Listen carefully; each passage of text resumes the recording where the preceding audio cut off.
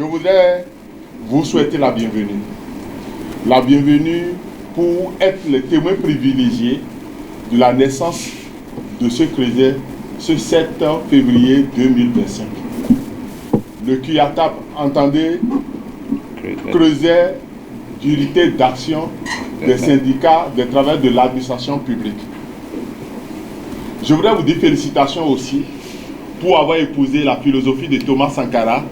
qui dit ceci, je cite, « L'esclave qui n'est pas en mesure d'assurer sa propre révolte ne mérite pas qu'on s'apitoie sur son sort. » Et c'est fort de cela que nous avions décidé de mettre sur pied ce creuset. Pourquoi ce creuset? Depuis l'avènement du régime de la rupture, notre silence meurtrier a fait le lit aux dictateurs pour nous malmener et nous mettre dans de mauvaises conditions de vie et de travail. Et c'est pour cela que nous avons décidé de renouer avec les forces qui étaient les nôtres depuis des temps immémoriaux, à savoir nous regrouper, nous mettre dans un même creuset afin de revendiquer nos droits. C'est pour ça que nous avions décidé de créer ce creuset, le creuset d'unité d'action des travailleurs de l'administration publique. Déclaration du creuset d'unité d'action des travailleurs de l'administration publique, CUATAP. Le CUATAP se veut un regroupement d'organisations syndicales et des collectifs des travailleurs des ministères et institutions de l'État. Il vise la synergie d'action des acteurs de l'administration publique pour la satisfaction des revendications sectorielles, transversales et d'ordre général. Il renforce l'action des confédérations et centrales syndicales à la base. Il est ouvert à toutes les organisations syndicales dont les membres partagent les idéaux contenus dans son règlement intérieur. Les travailleurs des ministères, des structures sous tutelle et des institutions de l'État réunis au sein du CUATAP ont décidé ce jour 7 février 2025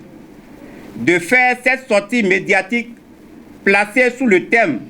« Ensemble, levons-nous pour l'amélioration des conditions de vie et de travail de tous les agents de l'administration publique » afin de rappeler au gouvernement la nécessité de satisfaire les revendications ci-après. La revalorisation du point indiciaire, l'implication des partenaires sociaux au processus de la relecture de la loi sur le statut général de la fonction publique, le reversement de tous les agents contractuels de droit public de l'État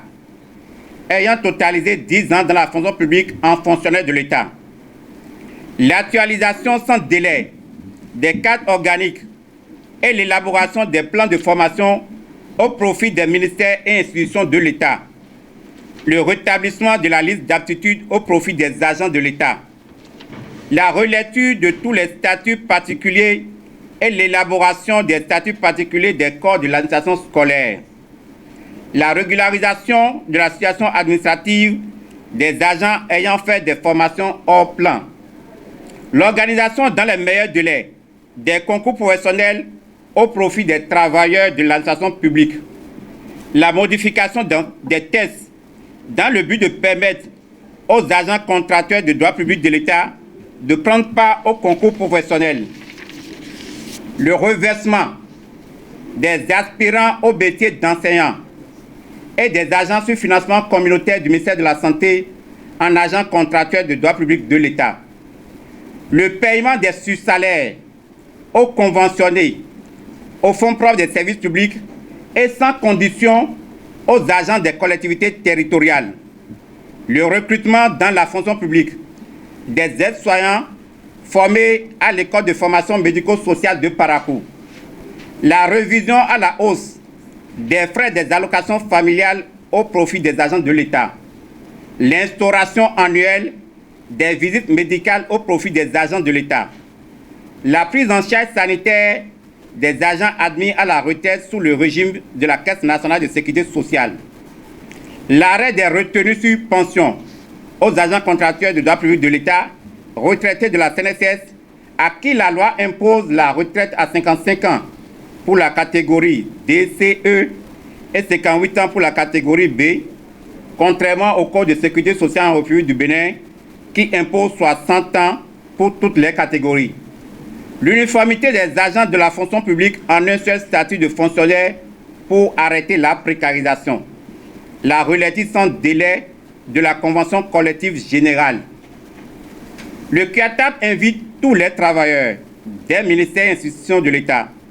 quelle que soit leur centrale et confédération syndicale d'appartenance,